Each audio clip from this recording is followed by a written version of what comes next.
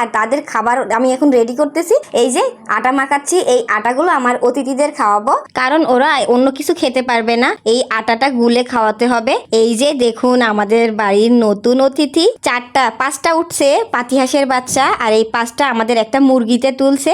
এই যে অনেকগুলো মুরগি ছিল, কিন্তু মুরগিগুলো সব অসুস্থ হয়ে মারা গেছে। হাঁসের বাচ্চাগুলোকে খেতে দিয়ে আবার আমি গোয়ালের দিকে চলে এসেছি, কারণ আগের গরুটা দোয়ানো হয়েছে, আবার এখন একটা দোয়ানো হবে, এই জন্য আমি চলে এসেছি। এই যে 3টা গরুই বাইরে বাঁধা আছে, আর এই যে বাছুরটাকে ছেড়ে দেওয়া হয়েছে। আর এই পাওয়ার টিলার দিয়ে আমরা ধানের জমি চাষ করে থাকি। এখন ওর মায়ের কাছে চলে গিয়েছে, দেখুন কিভাবে ওর মায়ের সাথে খেলতেছে। আর আমার আব্বু দোয়াচ্ছে, কারণ আমার মায়ের হাতে একটু সমস্যা, একটা গরু দোয়াইছে, এখন আমার আব্বু এই গরুটা দোয়াচ্ছে। আর আগের গরু থেকে এই যে 1 হাঁড়ি দুধ হয়েছে। আর আমরা হলো গ্রামের মানুষ, সবসময় দুধ দিয়ে ভাত খেতে পছন্দ করি। আর গরুগুলো এখন বাইরে চড়ে বেড়াচ্ছে, আর আমার আব্বু এখন ঘাস কাটা শুরু করেছে। আমার আব্বু সবসময় মেশিনেই ঘাস কেটে থাকে, কারণ এই কাঁচা ঘাস যত গরু